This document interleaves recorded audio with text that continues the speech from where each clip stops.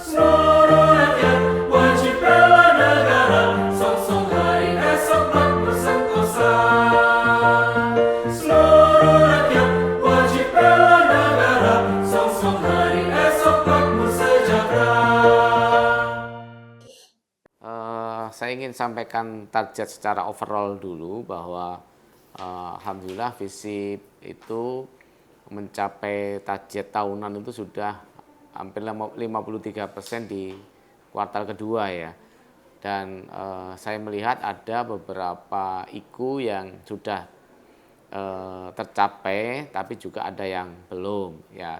Misalnya di IKU 1 di mana mahasiswa harus mendapatkan pekerjaan misalnya di atas UMR, terus studi S2, kemudian wirausahaan itu insya Allah kita sudah mencapai target 53%. Artinya saya optimis bahwa ke depan IKU 1 ini akan tercapai ya 100%. Ini kan masih semester 1 ya. Nanti semester 2 itu akan tercapai. Memang ada beberapa upaya yang sudah kita lakukan agar mahasiswa itu lulusan ini ya mempunyai kualitas yang baik sehingga mudah diserap oleh pasar, industri gitu ya. Maka kita persiapkan dengan baik ya. Kita tingkatkan dari waktu ke waktu kualitas kita dengan berbagai cara ya. Misalnya yang pertama kita selalu upgrading dosen ya dari segi kompetensi, kemampuan yang betul-betul relevan dengan industri, yaitu yang kita lakukan. Kemudian kurikulum juga kita selalu siapkan dengan baik. Ya selalu kita perbarui dari waktu ke waktu betul-betul kurikulum yang adaptif dengan industri ya.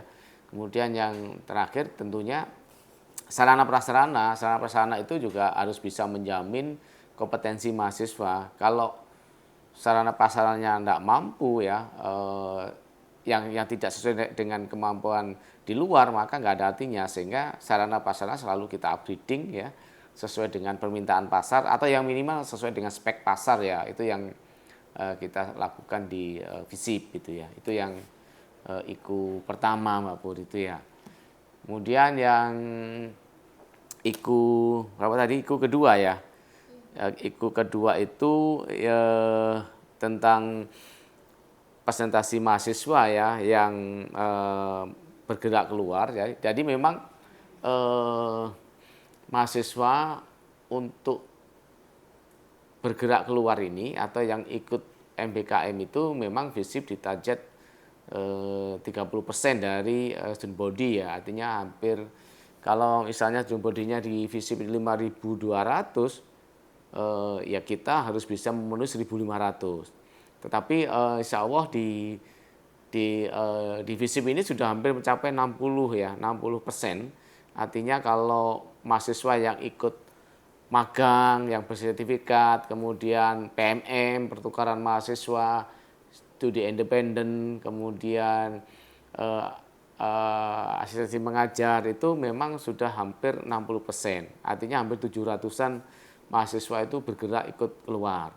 Dan saya optimis di tahun ini juga akan bisa tercapai dan kita memang selalu berupaya ya mendorong, memotivasi mahasiswa itu agar mau ya mengikuti MBKM ini, terutama adalah MBKM yang diprakarsai oleh Kemendikbud itu selalu kita dorong itu ikut ke sana. Ya kita selalu memberikan wawasan kepada mahasiswa, manfaat dari MBKM ini luar biasa gitu ya. Yang akan memberikan pengalaman mahasiswa yang tidak akan didapat gitu ya di dalam kampus, sehingga mahasiswa kita minta untuk bergerak keluar.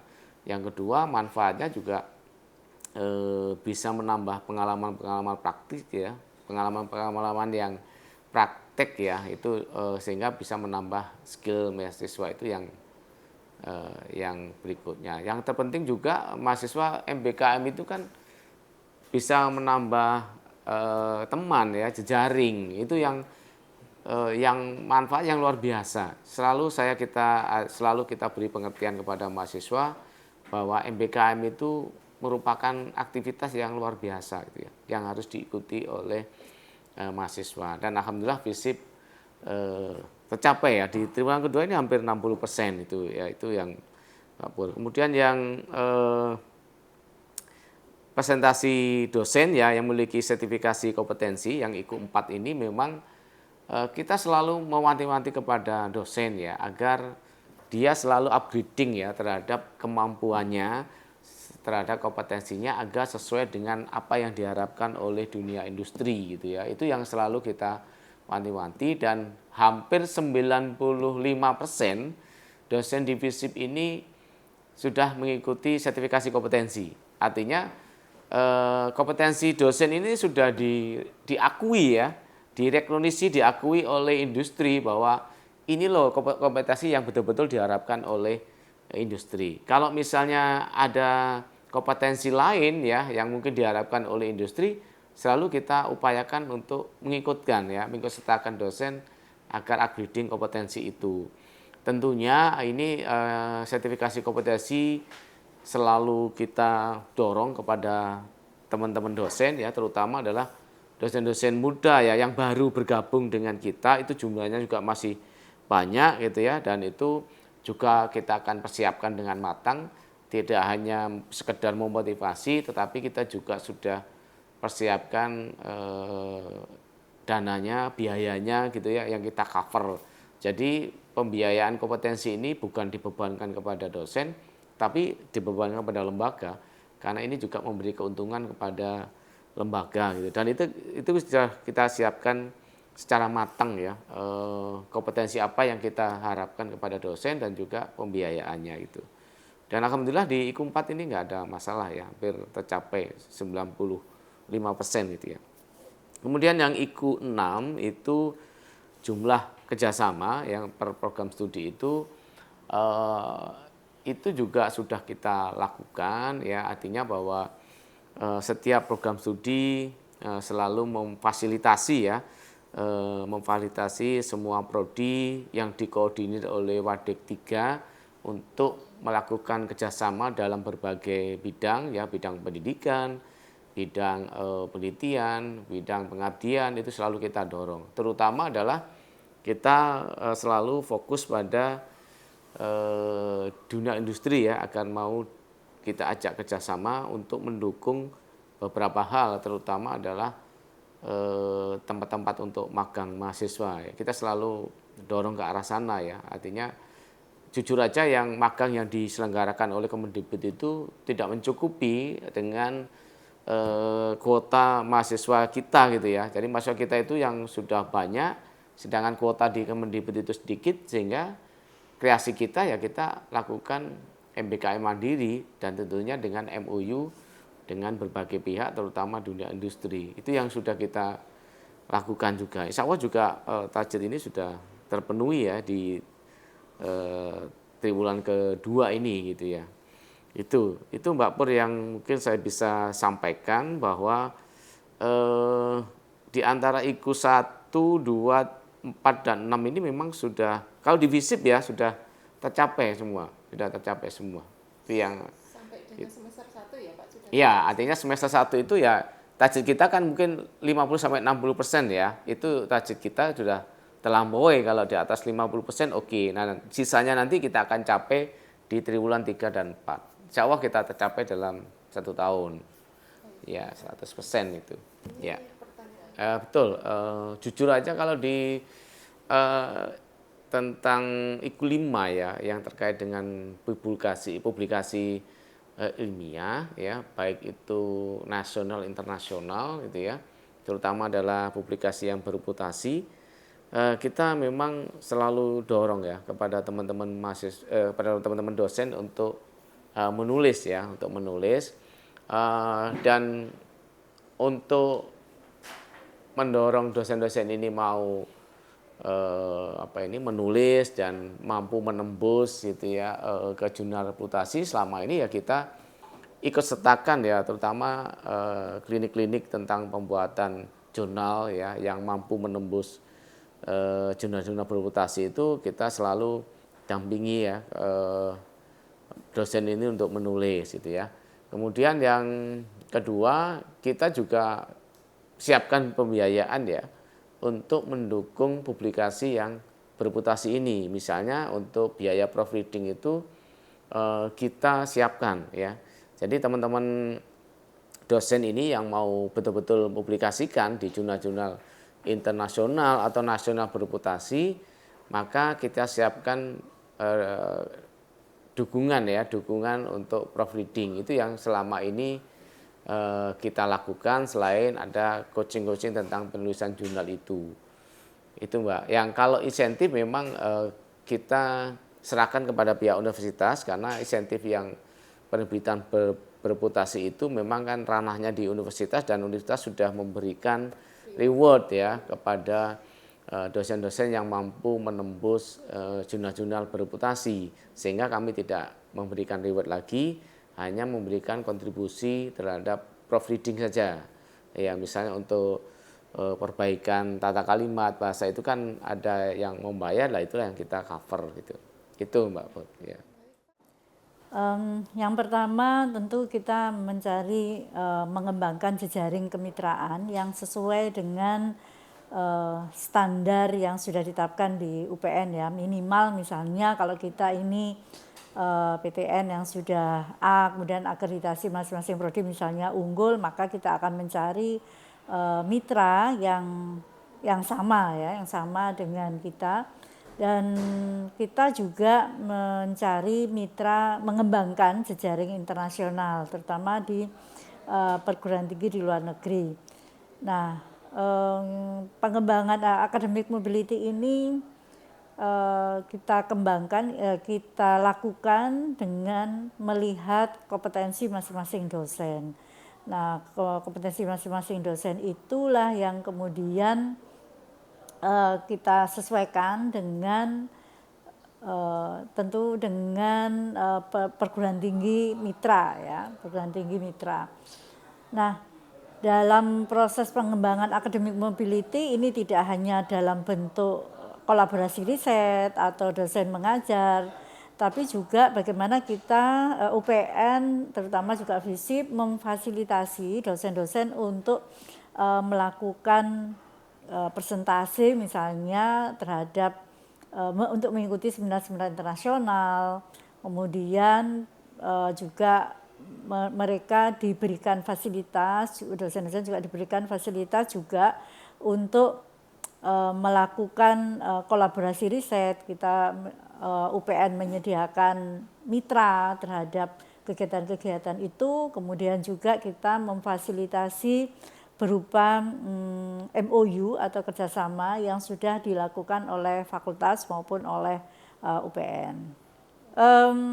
FISIP selama ini sudah membuat sebuah pedoman MBKM ya untuk mahasiswa yang itu juga dilakukan oleh program studi. Masing-masing program studi kami wajibkan untuk menciptakan atau meng-create bentuk-bentuk MBKM yang sesuai dengan karakter capaian lulusan dari setiap program studi. Oleh karena itu di FISIP itu kita tidak hanya mengandalkan program-program MBKM yang didanai oleh kementerian misalnya, tetapi juga kita memiliki mitra-mitra, setiap prodi memiliki mitra-mitra yang mitra-mitra itu bisa membantu prodi-prodi untuk melakukan MBKM.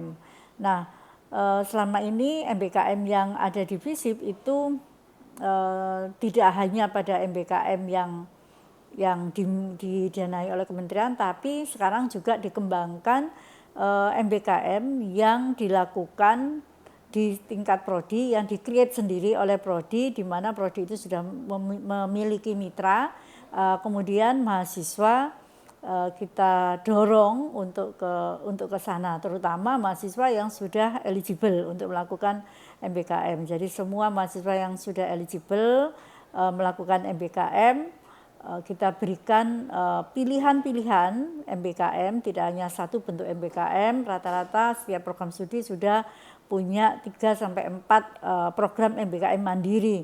Nah, disitulah kemudian mahasiswa FISIP kita dorong untuk mengikuti program-program MPKM itu, dan alhamdulillah selama ini tidak terlalu turun ya kalau di FISIP, artinya program MPKM itu tetap jalan ya, tetap meningkatlah jumlahnya. Jadi untuk anggaran kegiatan yang ada di bidang 2 ini sebenarnya bersifat sangat dinamis ya. Kalau dulu itu serapan anggaran atau alokasi anggaran itu yang paling banyak itu di bidang sarana prasarana untuk pemeliharaan, tapi sekarang sudah berubah, sudah bergeser. Yang lebih banyak menyerap itu adalah di bidang akademik ya, di bidang akademik.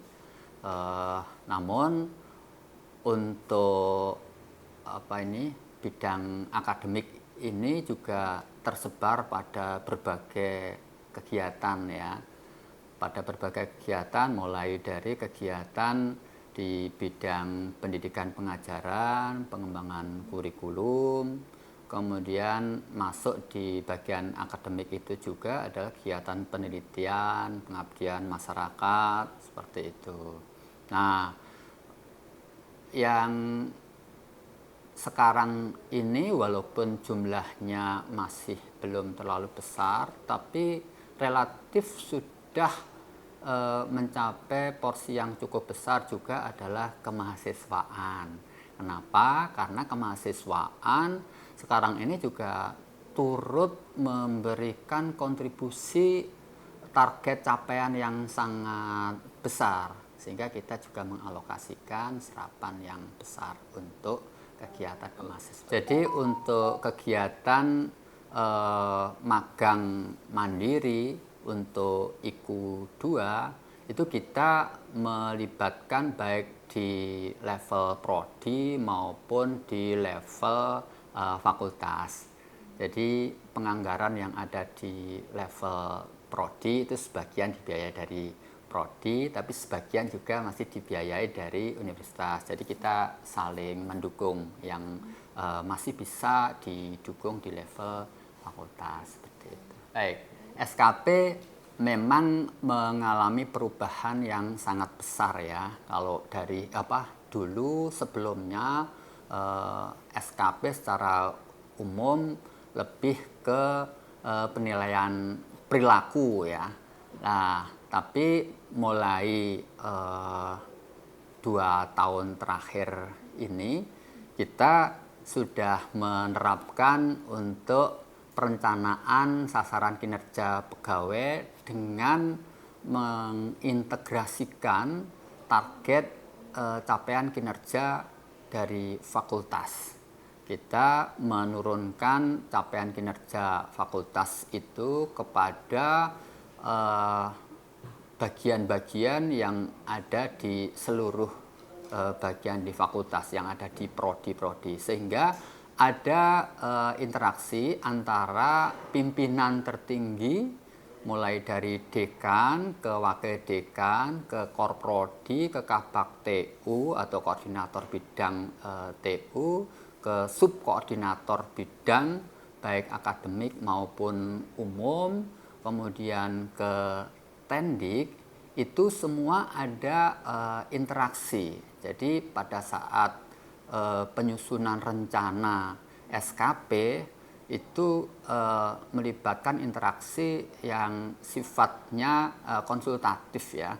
Jadi apa sebaiknya yang harus direncanakan. Nah, ini pimpinan memberikan arahan selalu untuk menyusun rencana SKP yang bisa mendukung ketercapaian dari target kinerja fakultas yang melibatkan 8 IKU tadi.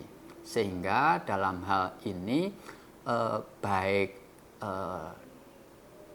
pejabat yang ada di bawah dekan, mulai wakil dekan, korprodi, kaleb, laporan, admin, dosen-dosen, semua itu diarahkan pada rencana SKP capaian kinerja fakultas.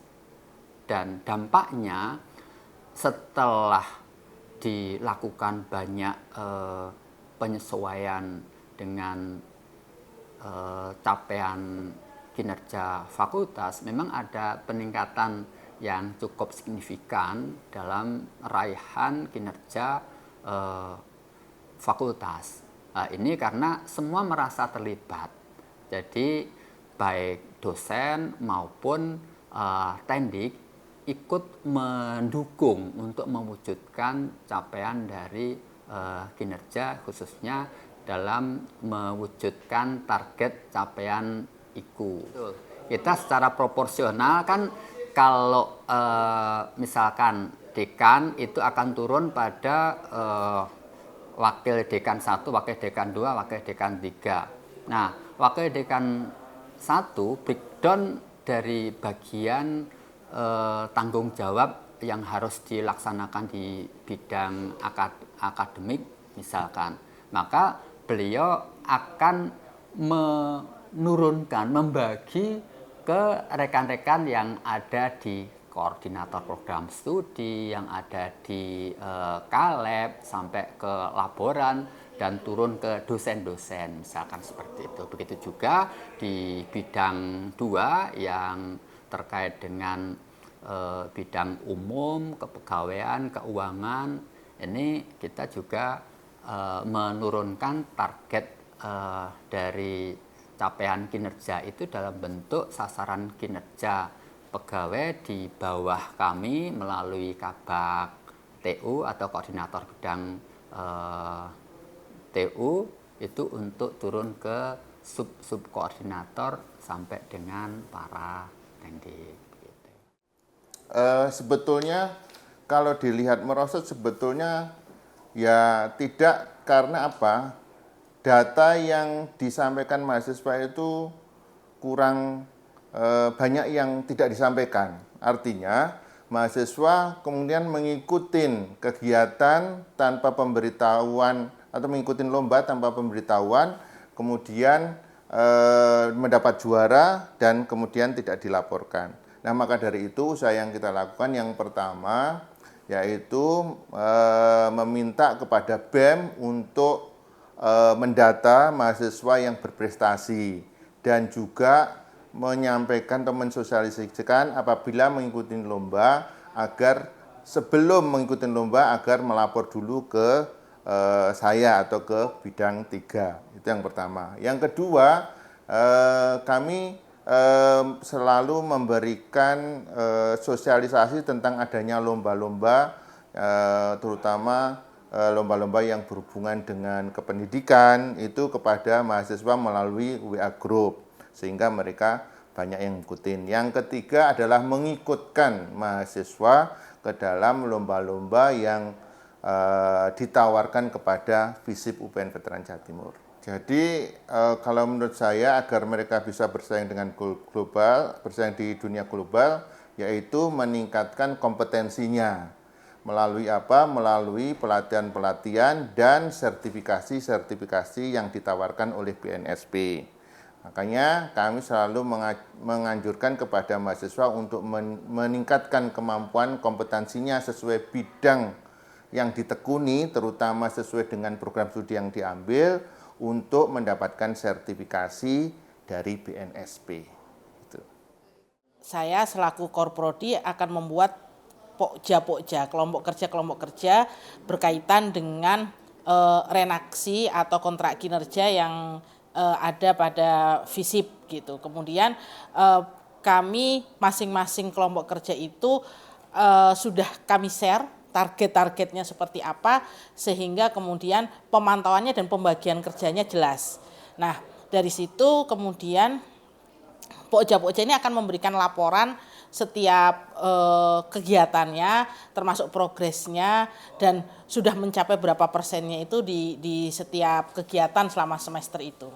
Ya, jadi karena Pokja itu memberikan laporan di setiap kegiatan, ya misalkan kami biasanya berdiskusi di tengah-tengah semester dan sebagainya, sehingga kita tahu mana yang sudah tercapai dan mana yang masih jauh dari ketercapaian. Maka yang kita lakukan biasanya adalah yang pertama mengevaluasi penyebab gitu. Kenapa penyebab indikator kinerja itu belum tercapai? Dari penyebab itu kemudian kita carikan solusi. Jika solusinya di level program studi tidak bisa mencukupi atau tidak bisa terpenuhi, maka kami akan melaporkannya ke rapat pimpinan fakultas gitu, sehingga ada solusi yang dari pimpinan untuk atau instruksi dari pimpinan untuk kemudian kita bisa push agar bisa tercapai di bulan-bulan berikutnya gitu.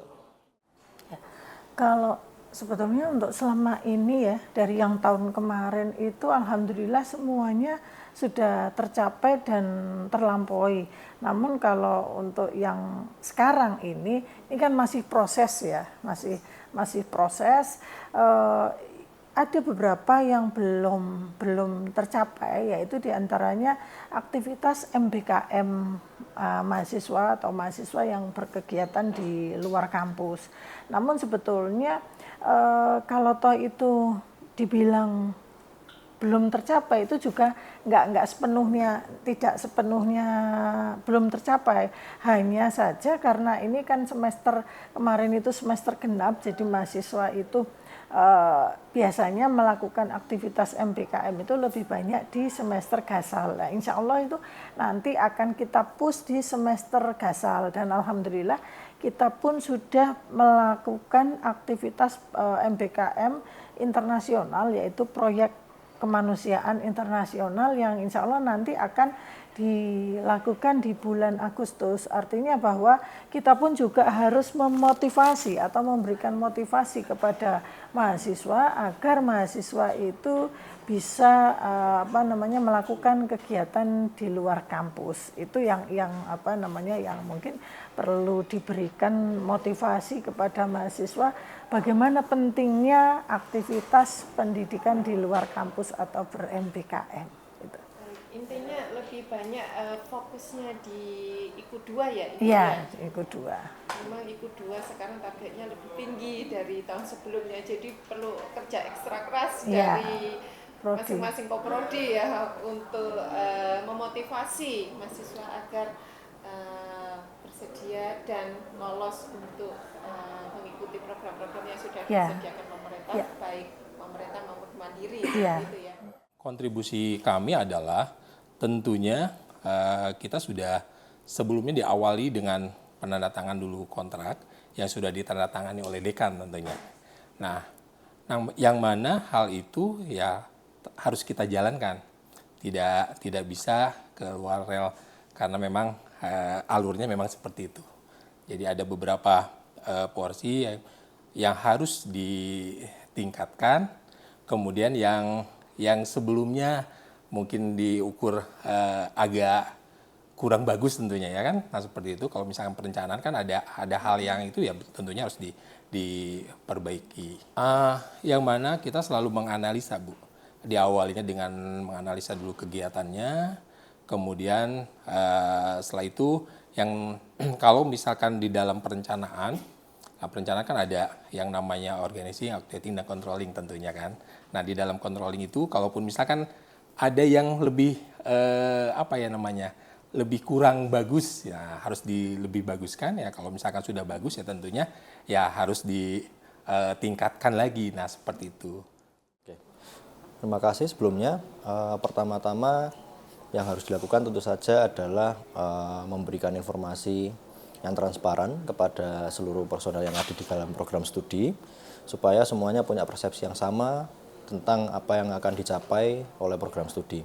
Sehingga strategi yang pertama tentu saja adalah untuk melakukan rapat terlebih dahulu, mengumpulkan seluruh dosen dan tenaga pendidikan untuk berdiskusi mengenai rencana apa saja yang ingin dicapai dalam waktu 1 tahun. Kemudian dari sana kita akan melakukan breakdown lebih lanjut, kira-kira siapakah yang nanti bisa menjadi person in charge untuk kemudian bertanggung jawab terhadap program-program sekaligus pencapaiannya. Dan dari situ kita juga akan melakukan monitoring rutin berupa rapat bulanan, sehingga nanti kita juga bisa mengetahui progres masing-masing. Dan tentu saja akan ada evaluasi berkala yang juga untuk mengetahui sekiranya ada kendala atau apapun yang bisa menjadi penghambat dalam pencapaian ke depannya. Tentu saja kita akan mengupayakan bahwa apa yang menjadi capaian ini tetap akan terlaksana saja, tapi pastikan juga ada beberapa hal seperti force majeure. Tentu saja yang pertama kita lakukan adalah melakukan evaluasi apa yang sekiranya menjadi hambatan atau menjadi tantangan baik dari faktor internal maupun faktor eksternal. Setelah kita ketahui apa saja yang menjadi hambatan, kemudian kita akan berupaya untuk mencapai tujuan yang sama meskipun dengan cara berbeda. Umpamanya misalnya tidak bisa dilakukan di tempat A, maka kita akan coba lakukan di tempat B yang sekiranya bisa tetap dilaksanakan dengan tujuan yang sama. Sekiranya misalnya kita juga terhambat dengan mitra yang satu, kita coba untuk dengan mitra yang lain dengan program yang lebih fleksibel. Jadi menurut saya fleksibilitas adalah kunci supaya nanti tujuan-tujuan yang dilakukan oleh program studi untuk menunjang kinerja fakultas bisa tercapai. Yang sekarang mungkin saya tidak akan membahasakannya sebagai yang mungkin tidak tercapai ya, tapi mungkin yang sedang mengalami tantangan atau yang sedang perlu fleksibilitas untuk mencapai adalah tadi baru saja berdiskusi tentang program Bina Desa Pengabdian Masyarakat, karena program Bina Desa ini kan istilahnya program yang tidak hanya dipikirkan di dalam saja, tapi juga dengan mitra pemerintah Kota Surabaya. Tantangannya adalah kita belum tahu kebutuhan dari mitra seperti apa, kita juga belum tahu nanti apakah dokumen-dokumen yang harus dibuat, tapi satu hal yang bisa kita lakukan setelah ini adalah kita mengumpulkan info sebanyak-banyaknya, kemudian nantinya jika memang ada beberapa hal yang sulit untuk dipenuhi atau misalnya ada beberapa hal yang harus kita siapkan sebelum bisa terlaksana secara reguler, ada kemungkinan kita akan cari program pengabdian masyarakat dalam format yang lain. Sehingga tetap meskipun program Bina Desanya belum bisa tercapai, kita akan tetap laksanakan program pengabdian masyarakat dalam bentuk yang lain. Tentunya kita ada beberapa indikator capaian kinerja yang masuk dalam IKU itu ya. Nah ini karena kami masih baru, ini berjalan kemarin angkatan pertama mahasiswa itu 2023, ini baru masuk yang 2024. Masih proses ini ya, belum selesai untuk seleksi mahasiswa barunya jalur mandiri. Ada beberapa capaian IKU kami, yaitu yang pertama dosen mengikuti sertifikat ya BNSP itu. Nah itu kemudian tentunya penelitian dosen internal, alhamdulillah kami dari program studi linguistik Indonesia semuanya mengikuti program penelitian. Kemudian output di jurnal Sinta 2, Sinta 3, Sinta 4, kemudian pengabdian masyarakat yang kita lakukan, baik itu dari program studi, baik itu dari LPPM, untuk yang pengabdian masyarakat semuanya dosen linguistik Indonesia sudah terlibat. Kemudian untuk yang kita push ini adalah capaian yang kerjasama internasional. Nah yang ini harapannya ada tapi ini masih penjajakan ya. Jadi bagaimana ada mahasiswa asing yang berkenan untuk masuk di prodi kami dan juga kerjasama dengan bertukar mengajar ya dengan universitas lain, dan ini yang sudah terjalin kerjasama internasional adalah jurnal. Jadi kami prodi baru di S1 Linguistik Indonesia ini sudah ada 1 terbitan di tahun ini, kemarin terbit di bulan Mei. Nah, nanti edisi kedua di bulan November. Ini bagi kami capaian yang luar biasa karena 1 tahun sudah berjalan semuanya on track ya. Dan capaian serapan anggaran kami khususnya prodi baru ini kami sangat puas sekali dengan 96% serapan anggaran. Di FISIP tentunya tertinggi kalau nggak salah ya. Iya. Terus untuk prodi baru mungkin juga tertinggi juga di UPN, dan ini yang perlu digarisbawahi, kita adalah prodi baru dan masuk di ranah ilmu sosial ya. Jadi beda dengan sains. Kalau sains mungkin mudah. Apapun itu kalau misalkan kinerja dan di hubungan di internal prodi itu nggak bagus, tentunya nggak bisa tercapai, komunikasinya koordinasinya nggak bagus, komunikasinya nggak bagus, sulit untuk mencapai itu ya. Jadi saya sangat puas, sangat bangga dengan kinerja yang ada di Prodi Linguistik Indonesia, solid, kompak, dan luar biasa. Saya kira on track ya. Jadi kita memiliki timeline. Jadi kemarin itu pengalaman kami dari program studi S1 Linguistik Indonesia saat mengajukan surat tugas di tahun 2024 itu kita dapat nomor 1 loh. Jadi surat tugasnya nomor 1, wah berarti prodi kita pertama mengajukan surat tugas gitu ya. Berarti ya memang kita kinerjanya terjadwal, on track, dan ada timeline-nya gitu. Jadi bulan 1 kita ngapain, bulan 2 ngapain, bulan 3 ngapain, semuanya terbagi ke dalam PIC yang itu PIC itu saya tidak menunjuk loh. Saya hanya memaparkan saja ini adalah capaian kinerja prodi kita, ini adalah program-program kerja yang akan kita laksanakan di tahun 2024 ini. Silakan ditanggapi langsung anggota dosen, oh saya PIC ini, saya PIC ini, saya tidak perlu menunjuk. Jadi komunikasi kita sangat bagus sekali. Gitu. Luar biasa. Iya. Saya bangga karena sebagai tim Sakif setelah mendengar penjelasan, setelah saya mengetahui informasi bahwa capaian on the track, sekarang saya mengharapkan bahwa capaian target kinerja dari Fakultas FISIP bisa memenuhi apa yang kami minta ya, karena kami memang memiliki target juga dengan kementerian, sehingga dari fakultas-fakultas yang terutama Prodi sebagai eksekutor penyumbang terbesar, kontribusi terbesar dari capaian.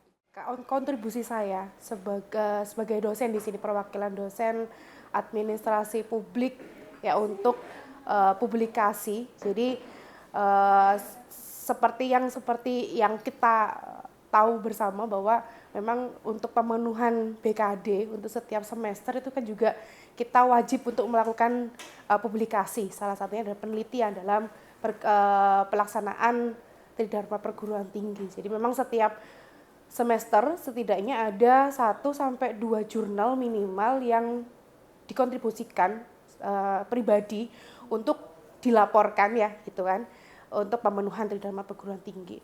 Selain itu juga kita mendorong mahasiswa untuk melakukan publikasi seperti itu. Jadi publikasi ini menjadi salah satu luaran di mana hal tersebut bisa menunjang kontribusi ya, gitu. Kontribusi dan juga menunjang dari kenaikan peluaran dan juga peningkatan IQ yang ada dalam khususnya UPN Jawa Timur. Kalau untuk pemenuhan IQ 2 ya Bu, bagaimana mahasiswa berkegiatan di luar kampus itu banyak hal, seperti yang kita tahu bahwa MBKM gitu ya, ada 7 program 8 MBKM plus 1 MBKM yang ada di internal UPN gitu kan. Itu mengharuskan apalagi yang berkegiatan di luar kampus dan yang bisa dikonversi sebanyak 20 SKS itu diwajibkan untuk ada luaran di sana, sehingga luaran tersebut itu menjadi salah satu penilaian evaluasi kita juga untuk bagaimana sih relevansi antara apa yang sudah didapatkan, keilmuan yang sudah didapatkan di dalam perkuliahan dengan yang ada empirik yang ada di luar kampus, sehingga hal tersebut bisa direlevasikan menjadi salah satu luaran seperti itu. Jadi karena kami punya laboratorium cyber PR atau cyber public relation yang kami lakukan dan kami memiliki dukungan secara infrastrukturnya adalah big data. big data di sini adalah untuk menambang data. Nah, kegiatan penelitian-penelitian yang dilakukan terkait dengan metode big data itu adalah membuat menggali data-data atau menambang data dari stakeholder kami yang membutuhkan. Penelitian-penelitian banyak yang telah dilakukan di sana baik oleh mahasiswa sendiri maupun oleh dosen. Dan mahasiswa biasanya justru mereka dengan adanya big data ini mereka mengetahui bahwa untuk program digital dan sebagainya itu bisa dilakukan penelitian melalui big data. Dan untuk yang dosen itu kita berkolaborasi biasanya dengan Kemendes dalam rangka untuk menggali data tentang wacana apa yang terjadi di media sosial tentang keberadaan dari Kemendes tersebut. Itu adalah kinerja dari dosen-dosen juga, beberapa orang dosen kemudian bekerja sama dengan dari fakultas ya Bu ya, fakultas dan prodi bekerja sama dengan Kemendes. Tata kelola untuk laboratorium ya. Jadi kami pertama kemarin tuh sudah melakukan membuat SOP Bu, bersama-sama di Prodi Ilmu Komunikasi sendiri ada 6 laboratorium. Masing-masing laboratorium kita bersama-sama untuk membuat SOP penggunaan ruangan maupun penggunaan alat-alat dan tata tertib yang seharusnya diikuti oleh pengguna maupun yang mengelola dari lab tersebut. Selain itu juga kami juga senantiasa untuk melakukan pelatihan kepada mahasiswa di sini juga dalam artian pengguna dan dosen, bagaimana mereka menggunakan peralatan-peralatan yang mendukung mata kuliah mereka, seperti halnya mata kuliah public speaking itu dilakukan di lab radio, kemudian mata kuliah jurnalistik online dilakukan di lab TV, kemudian komunikasi digital dan public relation itu dilakukan di lab cyber PR. Dan serta kita juga sedang mempersiapkan modul-modul yang untuk dipakai semua oleh lab-lab. Ya, dan saya tambahkan satu lagi bahwa kami saat ini sedang mempersiapkan program yang dibuat oleh lab ya, yang diinisiasi oleh lab untuk membuat program tentang bela negara sesuai dengan visi misi daripada universitas. Peran kepala tata usaha dalam mendukung tercapainya target capaian kinerja unit berdasarkan kontrak kinerja pimpinan unit dengan rektor adalah sangat penting dan mencakup berbagai aspek. Berikut adalah beberapa peran utama kepala tata usaha, yaitu 1. Perencanaan dan koordinasi. Mengorganisir rencana kerja kepala bagian tata usaha bertanggung jawab untuk menyusun rencana kerja tahunan dan memastikan bahwa semua aktivitas operasional unit selaras dengan target capaian kerja yang telah disepakati. Kedua, koordinasi tim. Mengkoordinasi semua staf administrasi dalam unit untuk memastikan bahwa setiap tugas yang diberikan berjalan sesuai dengan rencana dan terstruktur yang sudah ditetapkan. Kedua, pengelolaan administrasi. Pengelolaan administrasi ada 2, yaitu pertama, dokumentasi dan laporan. Menyediakan dukungan administrasi yang efisien dengan memastikan bahwa semua dokumentasi, laporan, dan arsip unit dikelola dengan baik sesuai dengan standar yang sudah ditetapkan. Kedua, pengelolaan data dan informasi.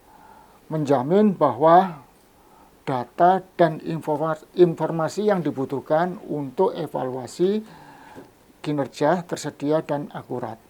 Ketiga, monitoring dan evaluasi. Monitoring dan evaluasi ada dua, yaitu pemantauan kinerja, menyediakan dukungan administrasi yang efisien dengan memastikan bahwa semua dokumentasi, laporan, dan arsip unit dikelola dengan baik dan sesuai dengan standar yang sudah ditetapkan. Kedua, evaluasi dan tindak lanjut. Melakukan evaluasi terhadap hasil kinerja dan menyusun laporan yang akan diserahkan kepada pimpinan unit untuk dijadikan bahan pertimbangan dalam pengambilan keputusan. Keempat, peningkatan efisiensi operasional. Peningkatan efisiensi operasional ada dua, yaitu optimasi proses kerja, yaitu mengidentifikasi dan mengimplementasikan perbaikan dalam proses kerja dan sistem administrasi untuk meningkatkan efisiensi dan efektivitas operasional unit. Kedua, yaitu pengelolaan sumber daya. Mengelola sumber daya unit seperti anggaran, peralatan, dan tenaga kerja dengan bijaksana untuk memastikan penggunaan yang efisiensi dan tepat sasaran. Kelima, komunikasi dengan kolaborasi. Fasilitas komunikasi interaksi internal, membangun dan memelihara komunikasi dan yang efektif antara pimpinan unit dengan staf serta untuk memastikan semua pihak terinformasi dengan baik mengenai target yang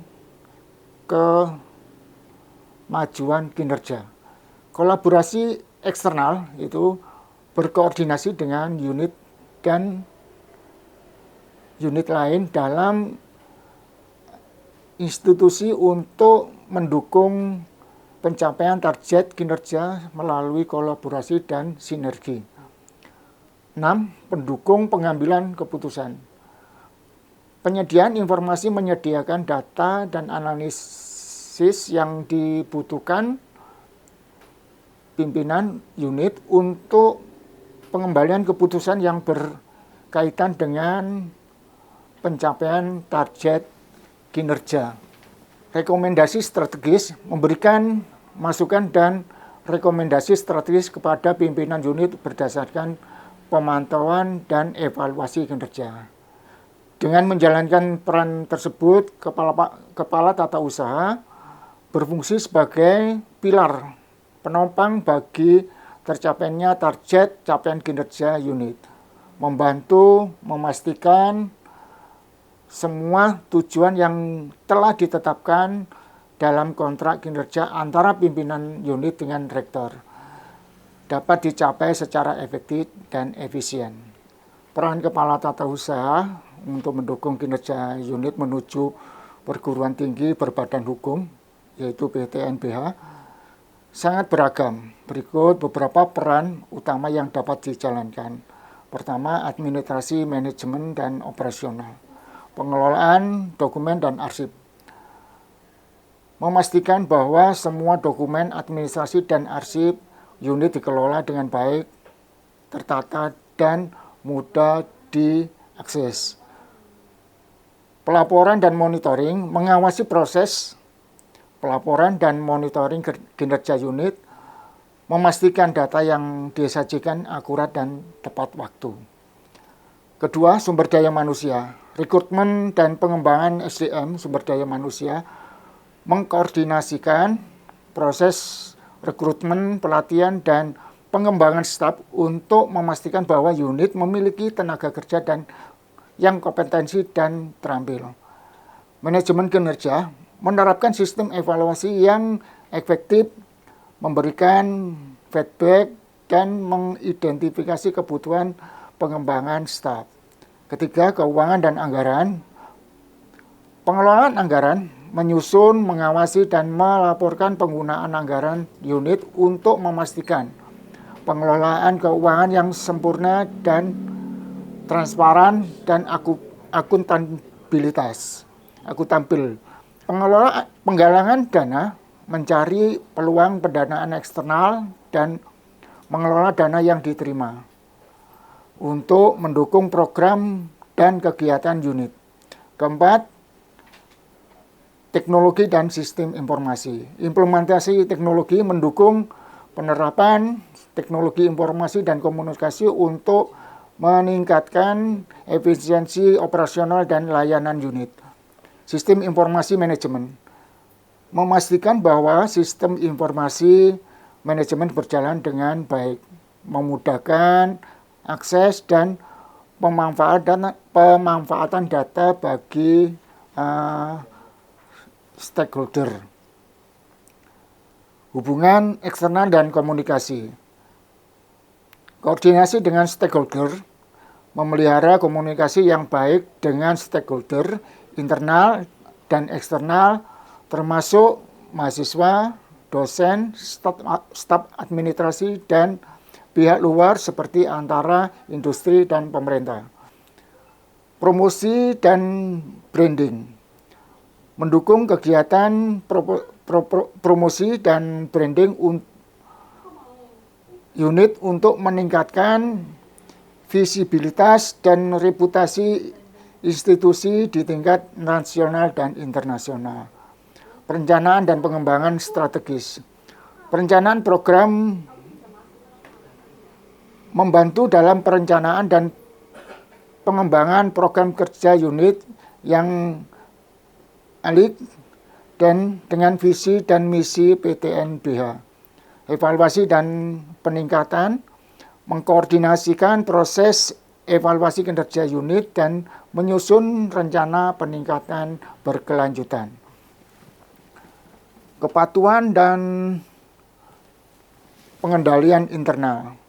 Kepatuhan regulasi memastikan bahwa semua operasional dan kegiatan unit sesuai dengan regulasi dan kebijakan yang berlaku. Pengendalian internal. Mengembangkan dan mengawasi sistem pengendalian internal untuk mencegah penyimpangan dan memastikan efisiensi operasional. Dengan menjelaskan peran-peran tersebut, kepala bagian tata usaha dapat memberikan kontribusi signifikan dalam mendukung unit kinerja status PTNBH yang ditandai dengan otonomi yang lebih besar, efisiensi yang lebih tinggi, dan peningkatan kualitas layanan serta output akademik. Terima kasih waktunya. Untuk di bidang akademik mungkin saya membantu untuk mengatur, menyimpan dan memelihara dokumen akademik ya, seperti menjadwal kuliah mungkin, terus daftar hadir dan kurikulum gitu. Untuk non akademik mungkin mengatur surat menyurat, terus membantu untuk membuatkan surat keterangan kuliah untuk mahasiswa yang mengurus kehilangan KTM gitu, untuk mengurus BPJS dan lain-lain seperti itu. Untuk mendukung ya, ya kita mengerjakan surat menyurat kita yang ada kaitannya dengan IKU tersebut dan mengarsipkannya sehingga ketika suatu saat untuk dibutuhkan ataupun di-upload untuk dukungan data itu sudah siap. Jadi setiap yang kita kerjakan kita arsipkan dulu, kita arsipkan gitu. Jadi lebih ke diarsip gitu aja. Lebih banyak pengarsipan ya. Iya. Itu seperti surat tugas seperti itu ya. Ya seperti surat tugas. Ketika ada permintaan dari universitas terkait laporan capaian triwulan sudah. Ya gitu.